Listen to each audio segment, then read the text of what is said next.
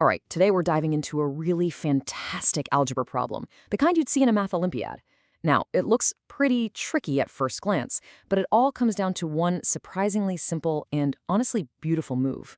So here it is. Take a good look. We've got this equation with two variables, x and y. The big question is, can you figure out what x plus y equals? Pause and give it a shot if you want before we walk through it. Okay, so here's the official setup. We have x plus xy plus y is equal to 76. But look at that constraint. This is the most important piece of information on the entire screen.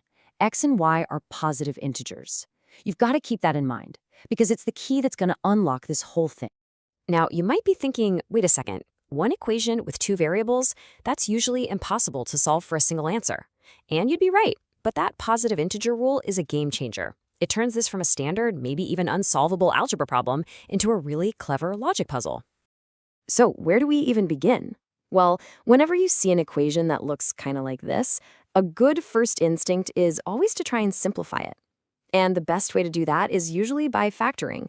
Let's see where that takes us. So if we just look at the first two terms, x and xy, they share a really obvious common factor, right? It's x. So if we pull that x out, we get x times the quantity 1 plus y. And of course, we still have that leftover y on the end. So x times 1 plus y equals 76. Okay, we're making progress, but we've hit a little snag. And this is the exact spot where a lot of people get stuck.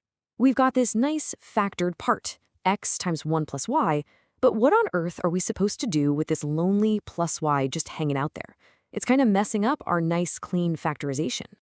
Okay, this is where the magic happens. The solution here is one of my favorite little mathematical tricks. It's so simple, but so powerful. You're gonna love this. So here's the big move. We're just going to add 1 to both sides of the equation.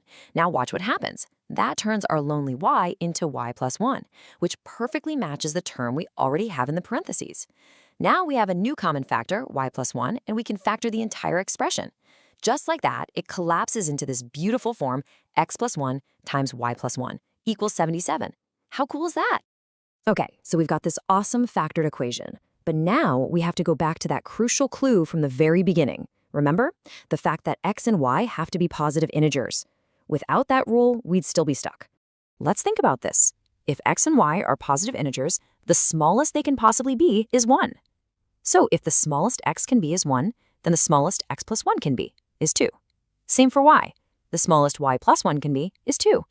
This little piece of logic is about to blow the problem wide open. So what does this actually mean for us? It means we're now looking for two integers, and both of them have to be 2 or greater, that multiply together to give us 77. This is a much simpler problem. So what pairs of integers multiply to 77? Well, there's 1 and 77. But wait, our rule says both factors have to be greater than or equal to 2. So nope, that pairs out. That only leaves us with one other possibility, 7 and 11. Both of those are greater than 2, so that's our pair. So this leaves us with two possible scenarios, which are really just mirror images of each other. Either x plus 1 is 7 and y plus 1 is 11, or x plus 1 is 11 and y plus 1 is 7. In the end, the two numbers we're working with are 7 and 11. Okay, we are on the home stretch. We're so close. And there's one last elegant little shortcut we can take to get to the solution without any extra fuss. Let's remember the original question. It didn't actually ask for the value of x or the value of y. It just asked for what x plus y is. This is a massive hint that we might not need to do all the work to find them separately. So instead of figuring out x and y, let's just add our two factors, x plus 1 and y plus 1, directly together. We know their values have to be 7 and 11. So 7 plus 11 is 18. Now think about what x plus 1 plus y plus 1 actually is. If you simplify it, it's just x plus y plus 2. So if we know that x plus y plus 2 equals 18, all we have to do to find x plus y is subtract 2 from both sides. And there we have it, the final answer. X plus y is 16. Just a simple, clean answer to a really clever problem. You know, it's such a powerful reminder that sometimes the most complicated-looking problem can be unlocked with just one small, creative move. It really makes you wonder, what other kinds of puzzles could a trick like this solve?